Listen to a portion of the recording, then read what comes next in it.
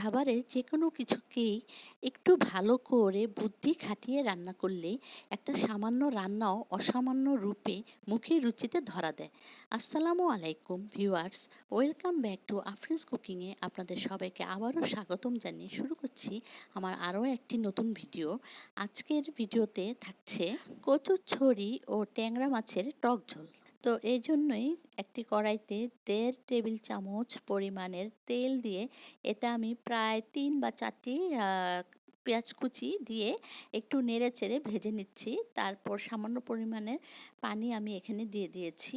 এরপর ২ চা চামচের মতো রসুন বাটা দিয়ে দিয়েছি। ১ চা চামচের মতো আমি ধনে গুঁড়া দিয়েছি আর ১.৫ চা চামচের মতো মরিচ গুঁড়া দিয়েছি। আর প্রায় পৌনে ১ চা চামচের মতো হলুদ গুঁড়া এখানে দিয়ে দিয়েছি। তারপর স্বাদ মতো কিছু লবণও আমি এখানে দিয়ে দিয়েছি।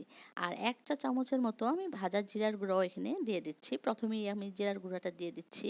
তো সবকিছু মসলাকে আমি এখন ভালো করে কষিয়ে নিচ্ছি। আসলে যেকোনো রান্নায় একটু মসলাটা ভালো করে কষিয়ে নিলেই সেই রান্নাটা আসলে খেতে খুব টেস্টি হয়। তো যাই হোক, এখানে আমি ট্যাংরা মাছ ৩০০ গ্রামের মতো নিয়েছি। আমি আগে থেকেই কেটে ধুয়ে নিয়েছিলাম। তো এগুলোকে আমি সেই মসলার সাথে দিয়ে এখন আমি একটু কষিয়ে নিচ্ছি ভালো করে। তো এটা মাছগুলো সিদ্ধ হওয়ার জন্য আমি ঢেকে দিচ্ছি। তো কিছুক্ষণ পর আমি এই ঢাকনা খুলে যখন দেখব মাছগুলো একটু সিদ্ধ হয়ে আসছে এবং ভালো মতো কষানো হয়ে গিয়েছে, তো তখন আমি একটি প্লেটে এই মাছগুলোকে উঠিয়ে রাখবো। আর ঝোলগুলো বা মশলাগুলো এই কড়াইতেই থাকবে। তো ভিউয়ার্স, ভিডিওটি ভালো লাগলে একটি লাইক, কমেন্ট, শেয়ার করে সবাইকে দেখার সুযোগ করে দেবেন। তো এখানে আমি কচুরমুখী বা কচুর ছড়িগুলোকে আগে থেকেই আমি হালকা করে সিদ্ধ করে রেখেছিলাম। তো এখন সেগুলো সেই মসলার মধ্যে দিয়ে দিচ্ছি। তো মসলার ওই কচুরমুখীগুলোকে ভালো করে আমি একটু নেড়ে চেড়ে দিচ্ছি, জাল দিয়ে নিচ্ছি।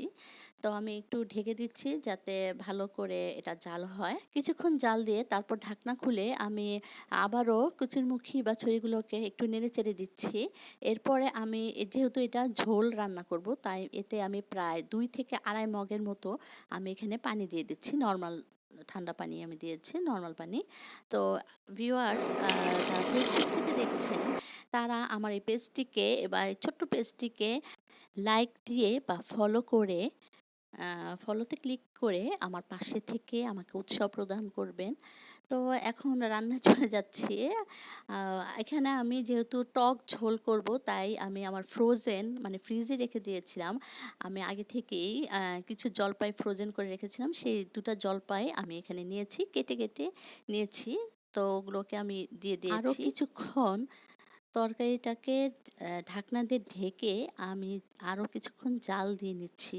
তো কিছুক্ষণ পর আমি ঢাকনা খুলে এতে সেই ওই যে উঠিয়ে রাখা ওই মাছগুলো, কষানো মাছগুলো আমি দিয়ে দিয়েছি। এখন মাছ দিয়ে আমি আর খুব বেশি একটা নাড়াচাড়া করব না। হালকা করে একটু নেড়েচেড়ে দিচ্ছি। তো এরপর আবার ঢাকনা আমি ঢেকে দিয়েছিলাম। এরপর ঢাকনা খুলে আমি আবার কিছু ধনেপাতা কুচি আর ২-৩ টা কাঁচামরিচ আমি ফালি করে এখানে দিয়ে দিয়েছি। ধনেপাতা, কাঁচামরিচ দেওয়ার পরপরই কিছুক্ষণ পরে আমার রান্নাটা হয়ে গিয়েছে। তো আমি এটা নামিয়ে নিয়েছি।